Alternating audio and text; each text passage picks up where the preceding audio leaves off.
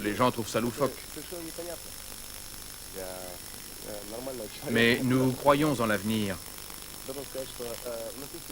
Le principe est de relâcher le poisson après l'avoir pris.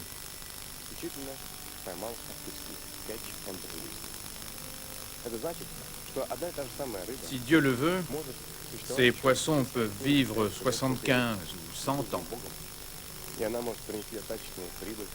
Ils peuvent apporter à la région les revenus dont elle a tant besoin.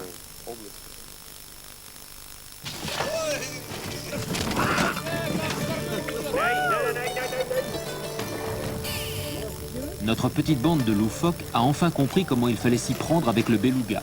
À force d'entêtement,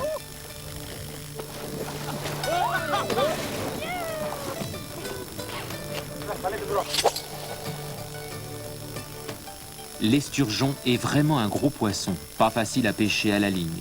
Nous allons monter une canne pour que vous compreniez bien la technique employée. Il y a un peu de tout là-dedans. Du petit matériel pour attraper les poissons qui serviront d'appât, mais on peut également utiliser un gros rapala flottant par exemple. Toutefois, mieux vaut s'abstenir dans des eaux comme celle-ci. Elles sont tellement poissonneuses qu'on risque d'accrocher accidentellement un poisson avec l'hameçon. La technique la plus efficace consiste à appâter l'hameçon avec du poisson entier, en morceaux ou en filets, comme vous voudrez. Vous lancez, puis vous laissez le vent et le courant faire le reste. Ici, nous avons choisi un moulinet Penn Senator. C'est un matériel solide et fiable qui convient à la plupart des méthodes de pêche. On peut y enrouler environ 400 mètres de ligne. Il faut également avoir un bon frein, car le beluga peut couvrir une centaine de mètres d'une seule traite. Nous avons ici une canne spécialement étudiée pour être tenue debout afin de pouvoir se battre avec de gros poissons.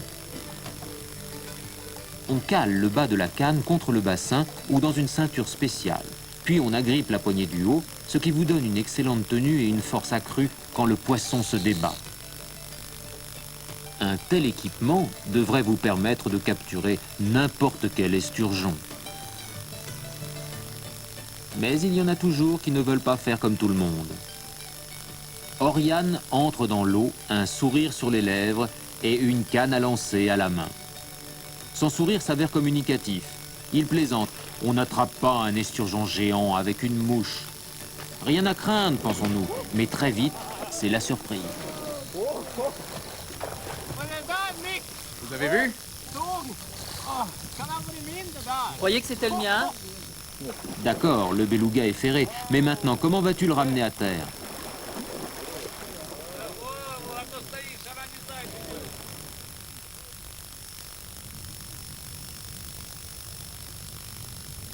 Il doit être en train de faire la grimace.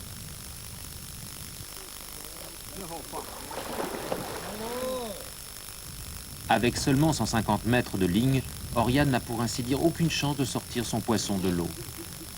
Pourtant 15 minutes se passent, puis 30, puis 45, et le beluga est toujours là. Nous nous arrêtons tous de pêcher pour ne pas gêner cet étrange duel. Le combat a duré 70 minutes. Le beluga a capitulé.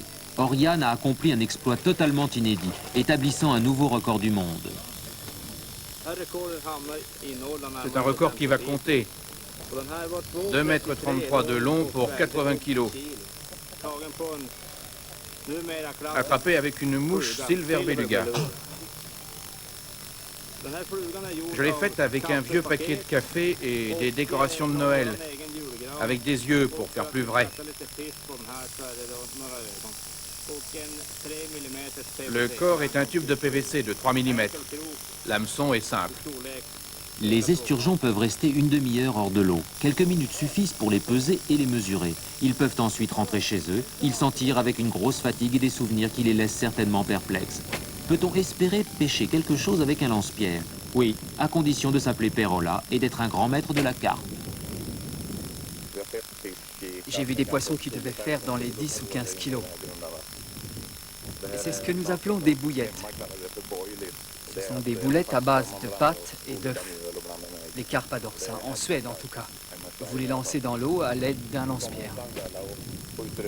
Rien de tel pour faire mordre le poisson.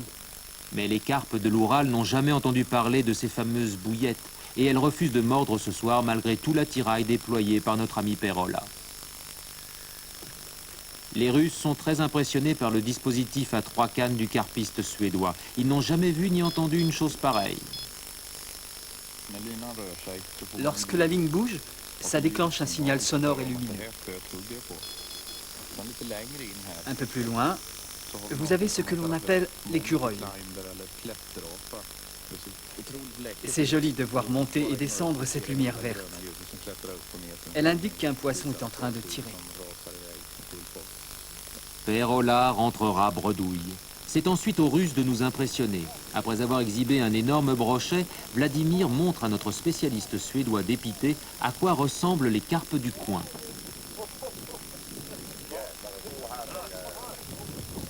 Et pour couronner le tout, nos amis nous présentent 2 poissons-chats de 35 kilos. Le delta commence à littéralement grouiller de beluga. Nous sommes au début du mois de mai. La saison de frai vient juste de commencer. Les poissons plus petits doivent lutter pour survivre. Bien qu'il soit totalement édenté, le beluga est un redoutable prédateur. Il aspire les petits poissons en ouvrant son énorme gueule. L'eau est tellement trouble que la visibilité est presque nulle. Les yeux du beluga sont donc très peu développés. Par contre, il possède 4 barbillons qui lui permettent de détecter ses proies. Les belugas peuvent vivre 100 ans. Vladimir tient à leur témoigner un certain respect. Il leur parle. Viens par ici, mon ami beluga. Viens me voir. Oui, viens. Voilà, tu es beau. Il faut leur parler. Vous voyez comme il est gentil et calme. Il faut les traiter avec douceur. Il y a des gens qui les sortent de l'eau sans ménagement, c'est mal. Après tout, les poissons sont ici chez eux. Depuis quelques jours, la pêche est fabuleuse. Vous ne nous auriez jamais cru si nous n'avions pas rapporté ces images.